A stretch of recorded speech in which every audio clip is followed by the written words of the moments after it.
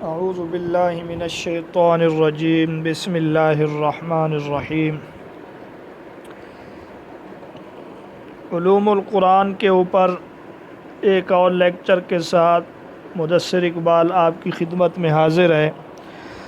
ناظرین، اصول تفسیر کے موضوع پر شیخ الاسلام ابن تیمیہ رحمۃ اللہ علیہ کے رسالے کا مختصر خلاصہ اس لیکچر کے اندر آپ کے سامنے پیش کروں گا، کیونکہ اس کے اندر کافی اہم باتیں ہیں جو اصول تفسیر کے حوالے سے، خصوصاً لیکچرر کی تیاری کے حوالے سے بہت ہی اہم ہیں۔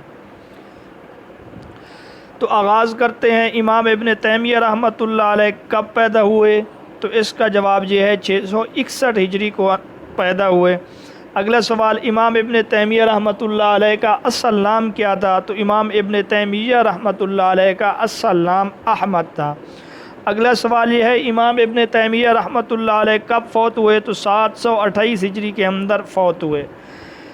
علامہ ابن تیمیہ رحمۃ اللہ علیہ فرماتے ہیں کہ مجھ سے میرے کچھ دوستوں نے، احباب نے یہ درخواست کی کہ ایک ایسا مقدمہ لکھ دوں جو قواعد کلیہ پر حاوی ہو، قرآن کے فہم اور اس کی تفسیر و معانی کی معرفت میں معین و مددگار ہو، اس بارے میں منقول و معقول، حق و باطل کی تمییز کرنے والا ہو، اور قیل و قال میں فیصلہ کن، دلیل کی راہ دکھانے والا ہو۔ یہ اس لیے ضروری ہے کہ کتب تفسیر میں رطب و یابس کی بھرمار ہے، کھلا ہوا باطل بھی موجود ہے اور روشن حق بھی موجود ہے۔ اس وجہ سے امام ابن تیمیہ رحمۃ اللہ علیہ فرماتے ہیں کہ میں نے ایک رسالہ لکھنے کا، مختصر رسالہ لکھنے کا آغاز کیا۔ علامہ ابن تیمیہ رحمۃ اللہ علیہ فرماتے ہیں، علم صحیح کی دو قسمیں ہیں، یا علم صحیح دو طرح کا ہے۔ نمبر ایک، سچی روایت جو منقول ہو، یعنی آپ صلی اللہ علیہ وسلم سے، اور دوسرے نمبر پہ یا دلیل معلوم اس علم کی پشت پناہی کر رہی ہو۔ آپ صلی اللہ علیہ وسلم سے جو چیز منقول ہے وہ بھی علم صحیح ہے، اسی طرح وہ علم بھی جو دلیل پر مبنی ہو اور دلیل بھی معلوم ہو، مجہول نہ ہو۔ یہ دو چیزیں ہیں۔ اس کے علاوہ فرماتے ہیں سب کچھ کھوٹا ہے، کچھ بھی کھرا نہیں ہے، پھینک دیے جانے کے لائق ہے۔ آگے فرماتے ہیں کہ بحبل اللہ میں خدا کی مضبوط رسی سے مراد قرآن مجید ہے، اور جو اللہ کی یاد سے منہ موڑتا ہے تو اس کو گزران کی تنگی ملتی ہے۔ یہ سورۃ طٰہٰ کی آیت ہے، وَمَنْ أَعْرَضَ عَنْ ذِكْرِي فَإِنَّ لَهُ مَعِيشَةً ضَنْكًا وَنَحْشُرُهُ يَوْمَ الْقِيَامَةِ أَعْمَىٰ۔ یہ بات قرآن مجید کی فضیلت کے اندر بیان کرتے ہیں، کیونکہ ذکر سے مراد قرآن مجید بھی ہے۔ اسی طرح قرآن مجید سیکھنے سکھانے کے متعلق ابن تیمیہ رحمۃ اللہ علیہ فرماتے ہیں، آپ صلی اللہ علیہ وسلم جب 10 آیتوں کی تعلیم دے دیتے تو اس وقت تک آگے نہ بڑھتے تھے جب تک ان آیتوں کا علم و عمل مکمل نہ ہوتا۔ یہ امام ابن تیمیہ رحمۃ اللہ علیہ فرماتے ہیں، ابو عبد الرحمن سلمی کا قول ہے، حضرت عثمان غنی اور حضرت عبداللہ بن مسعود رضی اللہ تعالی عنہ سے منقول ہے۔ موطا میں ہے، امام مالک رحمۃ اللہ علیہ کی کتاب ہے، حضرت ابن عمر رضی اللہ تعالی عنہ نے سورۃ بقرہ سیکھنے میں 8 سال لگائے۔ ظاہر بات ہے اس سے مراد ظاہری الفاظ تو نہیں ہے، وہ لوگ اتنے کند ذہن نہیں تھے، بلکہ ان کے حافظے تو کمال درجے کے تھے، تو الفاظ یاد کرنے پہ 8 سال نہیں لگائے، بلکہ اس کے معانی و مطالب اور مفاہیم سیکھنے پر 8 سال کا عرصہ لگا۔ جبکہ حضرت عمر رضی اللہ تعالی عنہ کے متعلق آتا ہے انہوں نے 12 سال لگائے۔ حضرت مجاہد رحمۃ اللہ علیہ کے متعلق لکھا ہے کہ 30 مرتبہ قرآن مجید حضرت عبداللہ بن عباس رضی اللہ تعالی عنہ کو سنایا تھا، اور 3 بار یا کم از کم 1 بار تو ہر آیت پر ٹھہرتے، مطلب پوچھتے، سمجھتے، پھر آگے بڑھتے۔ اگر یہ پوچھا جائے کس نے 30 بار قرآن مجید حضرت عباس کو سنایا تو جواب حضرت مجاہد ہوں گے۔ امام سفیان ثوری رحمۃ اللہ علیہ کا قول ہے، جب تمہیں تفسیر مجاہد سے پہنچے تو بس یہی کافی ہے، یعنی مستند اور معتبر ہے۔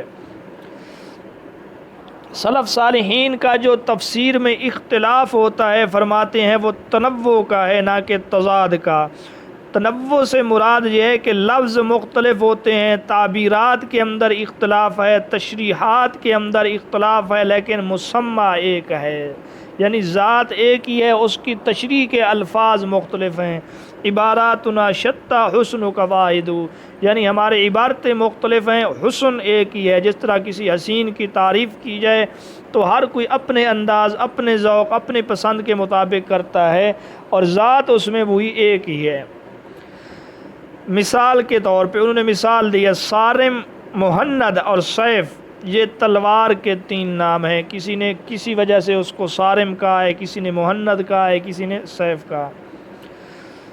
اسماء الہیہ یعنی اللہ کے نام اللہ کی صفات کے اوپر دلالت نہیں کرتے، یہ ظاہریہ کا مذہب ہے۔ ظاہریہ کہتے ہیں اللہ کے نام صفات الہیہ پر دلالت کرنے والے نہیں ہیں۔ اسی طرح کرامتہ جو ایک فرقہ گزرا ہے اور جنہوں نے اسلام کو بہت زیادہ نقصان پہنچایا، حجر اسود کو جو اٹھا کر لے گئے، خانہ کعبہ میں، مسجد حرام میں، بیت اللہ میں، مکہ میں جنہوں نے خون خرابہ کیا، ہر جگہ پہ مسلمانوں کا قتل عام کیا، وہ کہتے ہیں خدا کو نہ حج کہنا چاہیے نہ یہ کہنا چاہیے کہ وہ حج نہیں ہے، یعنی خدا کو زندہ بھی نہیں کہنا چاہیے اور یہ بھی نہیں کہنا چاہیے کہ نعوذ باللہ وہ زندہ نہیں ہے۔ مصدر کی اضافت، یہ ایک نحوی قاعدہ انہوں نے بتلایا کہ مصدر جو ہوتا ہے وہ کبھی فاعل کی طرف منسوب ہوتا ہے اور کبھی مفعول کی طرف، یعنی مصدر کی اضافت 2 جانب ہوتی ہے، کبھی فاعل کی طرف کبھی مفعول کی طرف۔ قرآن مجید میں من اعرض عن ذکری، جس کا بھی تذکرہ گزر چکا ہے، ذکر ذاکرہ سے مصدر ہے، اگر اس کی اضافت فاعل کی طرف ہو تو ذکر سے مراد خدا کا کلام ہوگا، یعنی اللہ کہتے ہیں جو میرے ذکر سے منہ موڑے، یعنی میرے کلام سے منہ موڑے گا تو اس کے لیے معیشت کی تنگی ہوگی، زندگی اور گزران تنگ ہوگی اس کے لیے۔ اور اگر اضافت مفعول کی طرف ہو، ذکر سے مراد مفعول ہو، مذکور وہ لفظ یعنی جن کے ذریعے آدمی خدا کو یاد کرتا ہے، یعنی اگر کوئی بندہ ان الفاظ سے منہ موڑتا ہے، ان تسبیحات سے منہ موڑتا ہے جن سے اللہ کو یاد کیا جاتا ہے، تو اس کے لیے گزران کی تنگی ہوگی۔ حدیث علی رضی اللہ تعالی عنہ ہے، حبل اللہ المتین، یہ قرآن مجید ہے، ذکر حکیم ہے اور وہی صراط مستقیم ہے۔ تو یہ ومن اعرض عن ذکری کے ضمن میں اس کے معتاد بتلایا جا رہا ہے کہ ذکر سے مراد قرآن مجید ہے۔ نواس بن سمعان کی حدیث ہے کہ صراط مستقیم، صراط جو ہے اس کی 2 جانب 2 دیواریں ہیں، دیواروں میں کھلے دروازے ہیں، دروازوں پر پھر پردے لگے ہوئے ہیں، اور ایک آواز دینے والا صراط یعنی راستے کے اوپر سے آواز دے رہا ہے، اور دوسرا منادی صراط کے سرے سے پکار رہا ہے کہ ادھر آؤ ادھر آؤ، فرمایا یہی صراط مستقیم ہے۔ دیواریں جو ہیں یعنی 2 جانب جو دیواریں ہیں اس سے مراد حدود الہی ہیں، یعنی جس طرح دیوار سے باہر جانے کی اجازت نہیں ہوتی، دیوار کو پھلانگنے کی اجازت نہیں ہوتی، اسی طرح حدود الہیہ کو بھی پھلانگنے کی، عبور کرنے کی، ان کو پار کرنے کی اجازت نہیں ہے۔ اور کھلے دروازے جو ہیں محارم الہی ہیں، یعنی اللہ نے جن چیزوں سے روکا ہے، حرام کیا ہے، وہ کھلے دروازے ہیں، لیکن ان کے اوپر پردہ ہے کہ تم نے اس کے اندر داخل نہیں ہونا۔ صراط کے سرے سے جو آواز دینے والا آواز دے رہا ہے اس سے مراد ہے کتاب اللہ، اور صراط کے اوپر جو منادی ہے اس سے مراد قلب مومن میں واعظ الہی، یعنی مسلمان کے دل میں اللہ رب العزت کی طرف سے جو ایک واعظ مقرر ہے جس کو ضمیر کہا جاتا ہے وہ ہے، کیونکہ ضمیر کے متعلق یہ کہا جاتا ہے نا انسان کا سب سے بڑا مفتی اس کا ضمیر ہے، قلب میں واعظ الہی سے مراد ضمیر ہے۔ سورۃ فاطر کی آیت ہے کہ لوگوں میں کچھ ایسے ہیں جو مقتصد ہیں، درمیانے ہیں، اور کچھ آگے سبقت کرنے والے ہیں نیکیوں میں، اور کچھ جو ہیں اپنے اوپر ظلم کرنے والے ہیں۔ تو ظالم لنفسہ سے مراد واجبات کا ضائع کرنے والا، یعنی جو واجب ہیں ان کو ضائع کر دیتا ہے، عمل نہیں کرتا۔ اور محرمات کا مرتکب، یعنی محرمات جن چیزوں سے روکا گیا ہے ان کا ارتکاب کرتا ہے، ان کو کرتا ہے، گویا کہ وہ اپنے اوپر ظلم کر رہا ہے۔ اور مقتصد سے مراد یعنی درمیانے سے مراد جو واجبات کا پابند ہے اور محرمات سے اجتناب کرنے والا ہے۔ ایک قول یہ ہے سابقم بالخیرات، یعنی نیکیوں میں سبقت کرنے والا، آگے بڑھنے والے سے مراد وہ ہے جو اول وقت میں نماز پڑھتا ہے، اور مقتصد درمیانے سے مراد جو درمیانے وقت میں نماز پڑھتا ہے، اور ظالم لنفسہ سے وہ ہے جو نماز عصر کو سورج کی زردی تک مؤخر کر دیتا ہے، جس طرح حدیث میں اس کو منافق کی نماز سے تعبیر کیا گیا کہ منافق بیٹھا رہتا ہے یہاں تک کہ سورج زرد ہونے لگتا ہے، تب وہ نماز کے لیے اٹھتا ہے۔ آگے ابن تیمیہ رحمۃ اللہ علیہ فرماتے ہیں مالی معاملات میں انسان کی 3 قسمیں ہیں۔ نمبر 1، جو شخص واجبات کے ساتھ مستحبات بھی بجا لاتا ہے وہ سابق محسن ہے۔ سود کھانے والا یا زکوٰۃ کا تارک ظالم ہے، اور فرض زکوٰۃ دینے والا اور سود نہ کھانے والا مقتصد ہے۔ یعنی اگر سابق اور مقتصد اور ظالم کا تعلق معاملات کے ساتھ ہو تو تب محسن سے مراد تو وہ ہوگا جو واجبات کے اوپر بھی عمل کرتا ہے، محسنات کے اوپر بھی عمل، مستحبات کے اوپر بھی عمل کرتا ہے، اور ظالم سے مراد وہ ہوگا جو زکوٰۃ بھی نہیں دیتا، اوپر سے سود بھی کھاتا ہے، اور درمیانے سے مراد وہ ہے جو اپنے فرض عبادت مالی یعنی زکوٰۃ وغیرہ دیتا ہے لیکن سود بھی نہیں کھاتا۔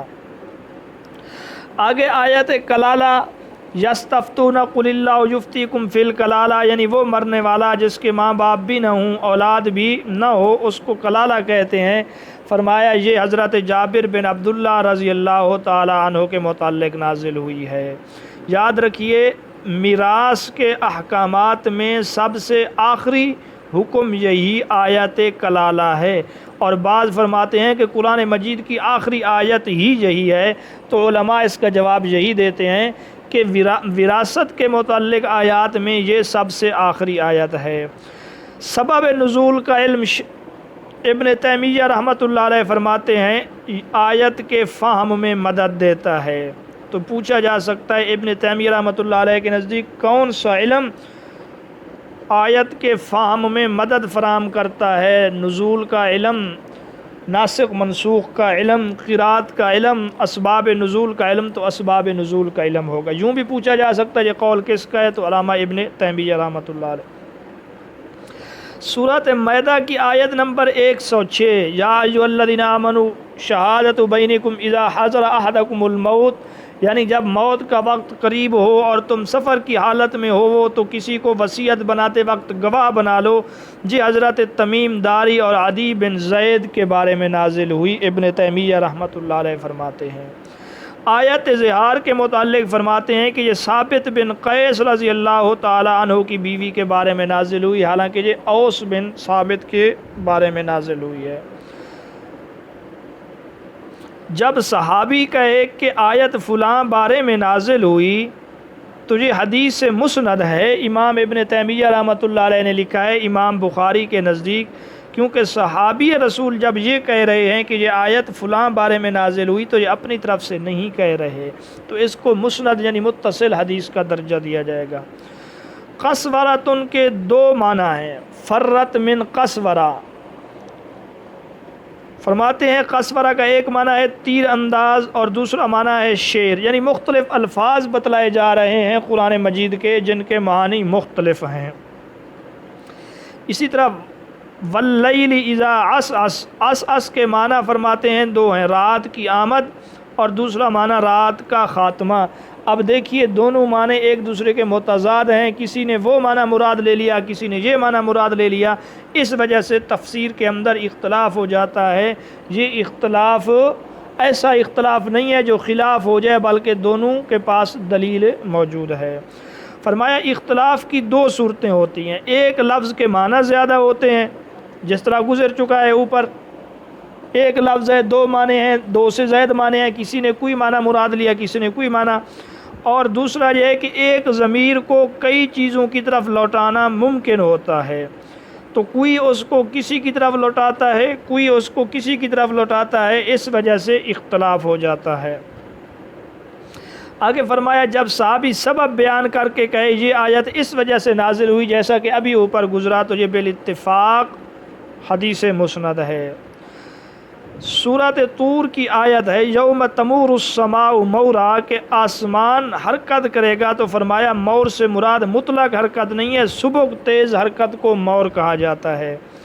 اور اسی طرح دو لفظ ہیں یقین اور ریب، فرمایا یقین میں پختگی کے ساتھ ساتھ سکون اور اطمینانیت کا مفہوم بھی داخل ہوتا ہے کہ بندے کو اطمینان ہوتا ہے، اور ریب کے مفہوم میں، شک کے مفہوم میں جس طرح شک داخل ہے، اسی طرح اضطراب حرکت یعنی بے چینی کا مفہوم بھی اس میں داخل ہے۔ ابن تیمیہ رحمۃ اللہ علیہ نے وحی کا کیا معنی کیا ہے، تو فرماتے ہیں وحی ایسی آگاہی کو کہتے ہیں جو مخفی طور پہ، پوشیدہ طور پہ بسرعت دی جائے، وہی معنی اور مفہوم ہے، یعنی تیزی کے ساتھ کسی کی طرف اشارہ کرنا، پھر خواہ وہ اشارہ رمز سے ہو، کنایہ سے ہو، یا لکھ کر ہو، یا کسی اور طریقے سے ہو۔ امام ابن تیمیہ رحمۃ اللہ علیہ فرماتے ہیں امام احمد بن حنبل کا قول ہے تین چیزیں ایسی ہیں جن کی اسناد نہیں ہے، تفسیر، ملاحم اور مغازی۔ امام ابن تیمیہ رحمۃ اللہ علیہ کے نزدیک مغازی کا یعنی جنگ اور جہاد کا سب سے زیادہ علم اہل مدینہ کو ہے، کیونکہ اہل مدینہ ہی نے مغازی کے اندر آپ صلی اللہ علیہ وسلم نے جتنے بھی غزوات کیے ہیں مدینہ کے اندر ہی مقیم تھے، جب مدینہ طیبہ تشریف لائے تھے اس کے بعد ہی کیے۔ فرمایا اس کے بعد اہل شام کو، کیونکہ اہل شام نے زیادہ جنگوں میں حصہ لیا، پھر اہل عراق کو، مغازی میں یہ ترتیب ہے۔ فرمایا امام اوزاعی رحمۃ اللہ علیہ کو اس صنف علم کا سب سے بڑا امام قرار دیا جاتا ہے، یہ امام ابن تیمیہ رحمۃ اللہ علیہ کا قول ہے۔ تفسیر کا علم سب سے زیادہ اہل مکہ کو ہے، کیونکہ حضرت عبداللہ بن عباس رضی اللہ تعالی عنہ ترجمان القرآن، ان کا مکتبہ تفسیر جو تھا وہ مکہ کے اندر تھا۔ امام مالک رحمۃ اللہ علیہ کے متعلق فرمایا کہ انہوں نے تفسیر کا علم زید بن اسلم سے، اہل مدینہ میں سے ہیں، ان سے یہ علم انہوں نے حاصل کیا ہے۔ مجاہد، حضرت عطا بن ابی رباح، اکرمہ، طاؤوس، ابو الشعثاء، حضرت جابر بن زید ازدی مصری، ان تمام کا تعلق مکہ کے تفسیری مکتب سے ہے۔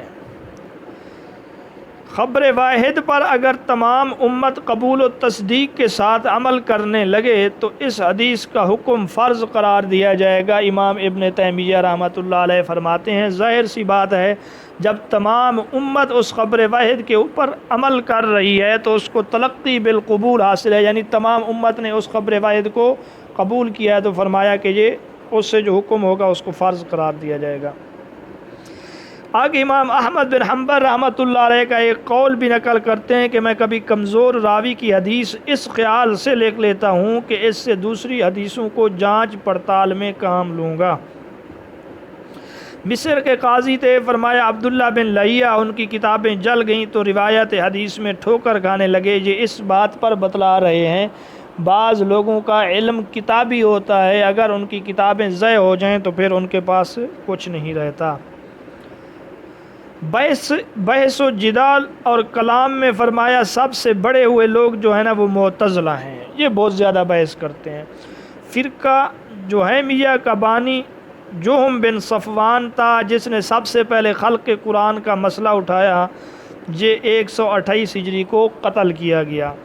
معتزلہ کے جو 5 اصول ہیں وہ بتلائے ہیں کہ توحید ہے، عدل ہے، منزلت اوسط ہے۔ منزلت اوسط سے مراد ہے، معتزلہ کہتے ہیں جب بندہ گناہ کبیرہ کرتا ہے مومن نہیں رہتا اور کافر بھی نہیں ہوتا بلکہ درمیان میں رہتا ہے، اس کو کہتے ہیں منزلتم بین المنزلتین، یعنی کفر اور اسلام کے درمیان ایک اور منزل، ایک اور درجہ۔ تو معتزلہ کا عقیدہ یہ ہے گناہ کبیرہ کی وجہ سے اسلام سے نکل جاتا ہے، کفر میں داخل نہیں ہوتا۔ وعدہ ہے، وعید ہے اور امر بالمعروف اور نہی عن المنکر ہے۔ امام شافعی رحمۃ اللہ علیہ کا قول نقل کیا ہے کہ آپ صلی اللہ علیہ وسلم نے جو کچھ بھی حکم دیا ہے وہ قرآن ہی سے ماخوذ ہے، یہ امام شافعی کا قول ہے۔ حضرت عبداللہ بن مسعود رضی اللہ تعالیٰ عنہ کے متعلق لکھا ہے کہ وہ 33 ہجری کو فوت ہوئے ہیں، اور فرمایا حضرت عبداللہ بن عباس رضی اللہ تعالیٰ عنہ ان کے بعد 36 سال تک زندہ رہے۔ اور امام ابن تیمیہ رحمۃ اللہ علیہ نے تفسیر کے جو درجے بیان کیے ہیں، کہتے ہیں سب سے پہلا درجہ ہے تفسیر القرآن بالقرآن، قرآن مجید کی تفسیر قرآن مجید کے ذریعے۔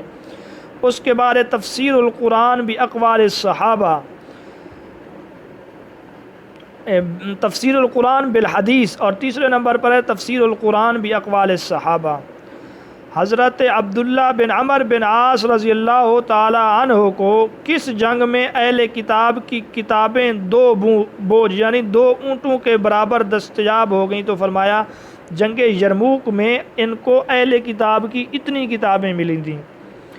اسرائیلیات کے متعلق ابن تیمیہ رحمۃ اللہ علیہ کا مسئلہ کیا ہے؟ اسرائیلیات سے مراد وہ روایات جو اسرائیلیوں سے مروی ہیں، جو یہود سے مروی ہیں۔ تو فرمایا یا اہل کتاب کی کتابوں میں ہیں، اسرائیلی روایات استشہاد کے لیے پیش تو کیے جا سکتے ہیں، یعنی اس سے کسی بات کی شہادت اور گواہی یا تائید تو ہو سکتی ہے، لیکن اس سے عقیدہ ثابت نہیں ہو سکتا۔ آگے فرمایا اسرائیلیات کی کل 3 قسمیں ہیں۔ یہ سمجھنے کے لائق بات ہے کہ اسرائیلیات کی کل قسمیں 3 ہیں۔ نمبر 1، جن کی صحت ہمیں معلوم ہو چکی ہے، ہمیں پتہ ہے وہ بات صحیح ہے اپنے ذرائع سے، قرآن و حدیث سے، صحابہ کرام سے، آپ صلی اللہ علیہ وسلم سے، ان کی ہم تصدیق کرتے ہیں۔ نمبر 2، جن کا جھوٹ ہمیں معلوم ہو چکا ہے، جس طرح انبیاء کے متعلق اسرائیلیات میں بہت جھوٹی باتیں داخل ہیں تو ان کی ہم تکذیب کرتے ہیں، جھٹلاتے ہیں۔ تیسری قسم، ہمارے پاس کی ہدایت یعنی قرآن مجید اور صحابہ اور احادیث ان کے متعلق خاموش ہیں، تو ہم نہ ان کی تصدیق کریں گے نہ تکذیب کریں گے۔ جس طرح اس کی مثال اوپر والے کی کہ جن کی تکذیب ہو چکی ہے، جس طرح اہل کتاب نے اصحاب کہف کے بارے میں بتلایا 4 ہیں یا 5 ہیں، اللہ نے فرمایا رجمًا بالغیب، یہ بغیر نشانے کے تیر مار رہے ہیں، تو ہم کہیں گے کہ یہ درست تو بالکل نہیں ہے، کیونکہ قرآن مجید نے اس کی ترتیب کر دی ہے۔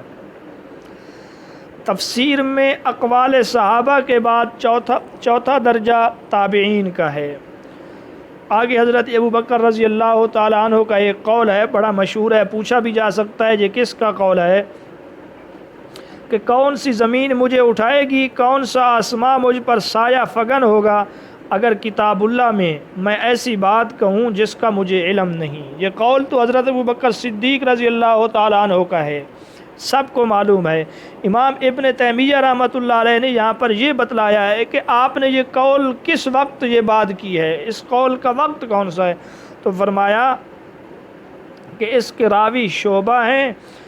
امام ابو عبید ابراہیم تمیمی رحمۃ اللہ علیہ سے روایت ہے کہ آپ رضی اللہ تعالیٰ عنہ نے یہ بات اس وقت کہی جب آپ رضی اللہ تعالیٰ عنہ سے سورۃ عبسہ وتولیٰ، جو سورۃ عبس ہے اس کی ایک آیت ہے وفاکہۃ وابا، بھئی یہ ابا کیا چیز ہے، اس کے تفسیر کے متعلق جب پوچھا گیا تو آپ نے فرمایا کون سی زمین مجھے اٹھائے گی، کون سا آسماں مجھ پر سایہ فگن ہوگا۔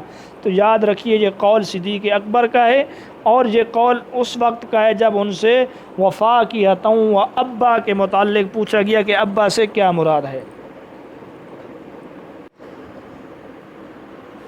تو ناظرین یہ تھا اس رسالے کا مختصر خلاصہ۔ کل اس رسالے کے اندر 7 فصلیں ہیں اور مختصر رسالہ ہے، جو اہم باتیں تھیں وہ میں نے آپ تک پہنچا دی ہیں۔ امید کرتا ہوں کہ اس سے بھی آپ کو کافی فائدہ پہنچے گا۔ اجازت دیجیے، اللہ حافظ۔